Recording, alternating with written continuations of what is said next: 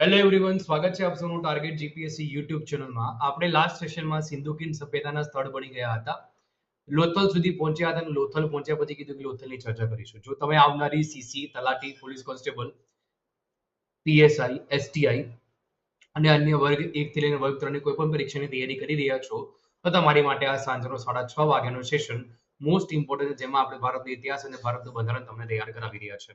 Okay, ચલો શરૂઆત કરીએ. આપણે થોડાક ટોપિકની અંદર એન્ટ્રી લઈએ.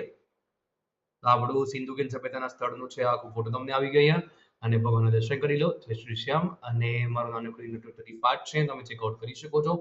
7 વર્ષ કરતા વધુ ટીચિંગ એક્સપિરિયન્સ મને આ ફિલ્ડની અંદર છે. મેં નીચે આપેલી એક્ઝામિનેશન્સ ક્લિયર કરેલી છે, બરાબર. અને અમારી એપ્લિકેશન સરળ પાઠશાલા, જેમાં પેડ કોર્સ, પેડ ટેસ્ટ બંને ફ્રી છે.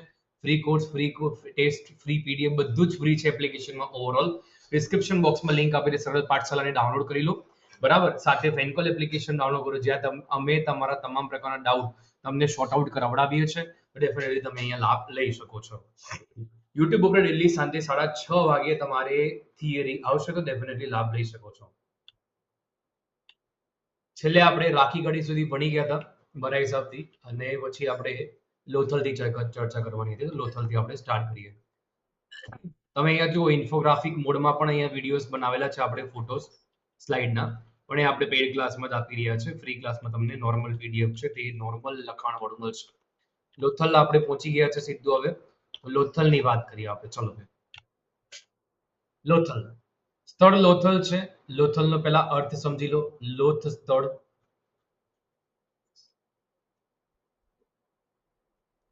એટલે કે લાસ્ટનો ઢગલો, બરાબર. લોથ સ્થળ એટલે કે લાસ્ટનો ઢગલો અમદાવાદ જિલ્લાના ધોળકા તાલુકામાં સાબરમતી અને ભોગાવ નદીની વચ્ચે સરગવાલા ગામની પાસે મળી આવેલ છે.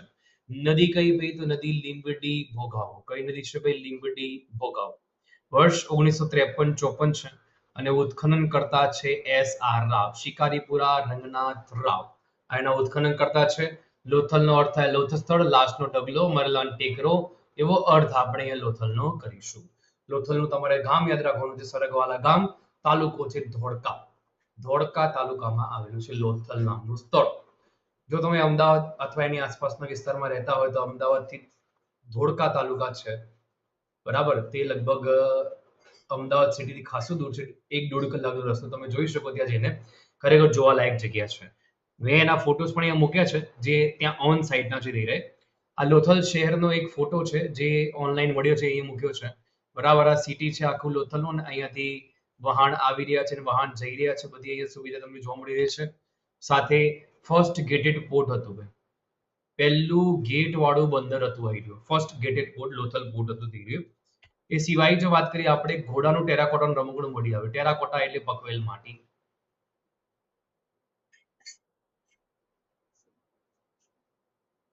ટેરાકોટા એટલે પકવેલ માટી છે. પછી જોડિયા કબર મળી આવી છે, જોડિયા કબર, રાઈટ. એના બાદ વાત કરીએ આપણે ડોકયાર્ડ, આજની સ્થિતિ છે ડોકયાર્ડની. પછી વાત કરીએ મણકા બનાવવાની ફેક્ટરી. એઝ ઇટ ઇઝ આવો ને આવો ફોટો અત્યારની સ્થિતિનો ત્યાંનો છે અહીં. બીજું ચેસની રમત છે, આવો પથ્થર પણ મળી આવ્યો છે. પછી મૃદપાંડ એટલે વાસણ છે, એના માટીના વાસણને મૃદપાંડ કહેવાય.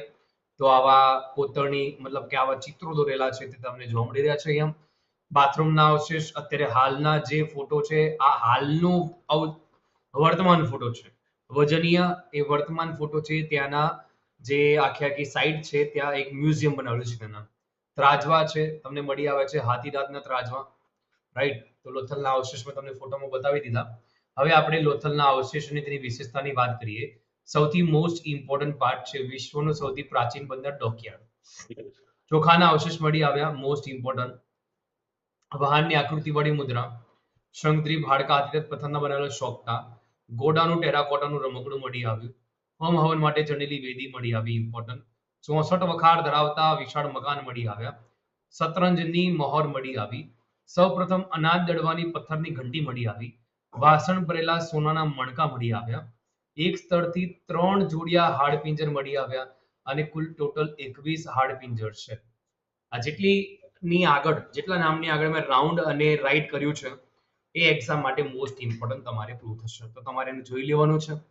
પછી આપણે વાત કરીએ ખોપરીમાં હોલ જોવા મળે, તો એ બી શસ્ત્રક્રિયાનું સૂચકાંક છે. ઓપરેશન એ સમયગાળામાં થતું હશે તેનો સૂચકાંક છે.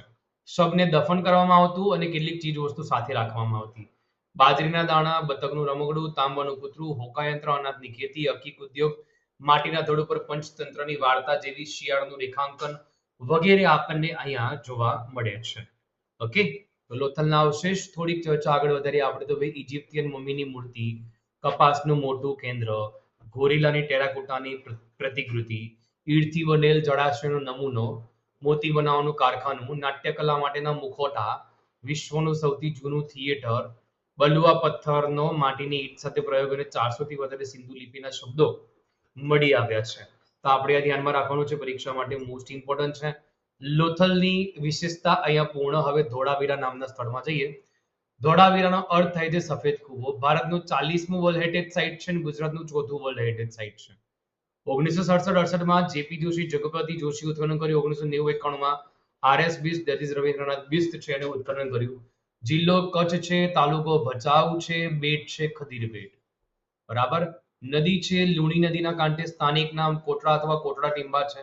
કેસી શ્રીવાસ્તવ તો શું કહે છે કે ભાઈ સૌથી સુંદર, સૌથી સુવ્યવસ્થિત, સૌથી પ્રાચીન, સૌથી મોટું નગર કયું છે? ધોળાવીરાનું, રાઈટ. ત્રિસ્તરીય નગર છે, એકમાત્ર ત્રિસ્તરીય નગર છે. તમે ફોટો જોઈ શકો છો અહીંયા. 10 અક્ષરનું સાઇનબોર્ડ છે. વિશ્વનું સૌથી પ્રાચીન સાઇનબોર્ડ છે રહ્યો. ત્યારબાદ ઉત્તમ પ્રકારની ગાર્ડન વ્યવસ્થા છે. પાણી અહીંથી આમ જાય ડાબે વળ્યા પછી ખૂણામાં આ રીતે એક ખાડો કરવામાં આવેલો. અહીંયા નીચે તળિયામાં બધું કચરો જામી જાય.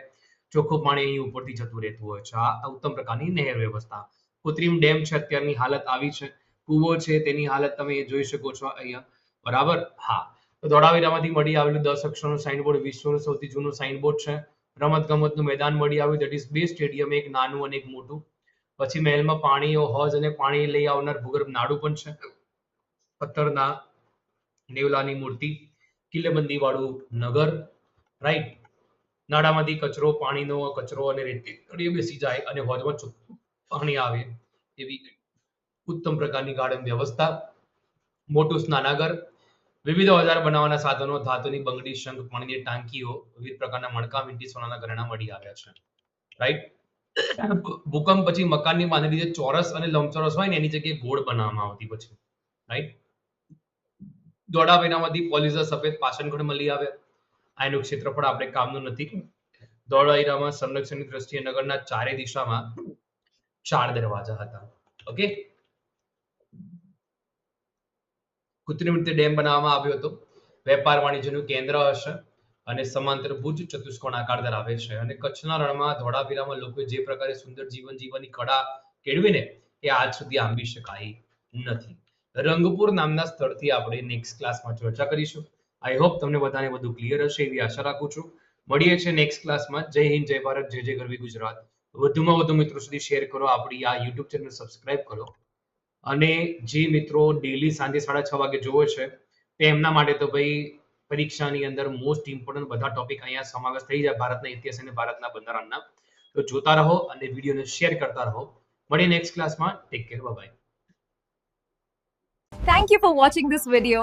Subscribe, share and like.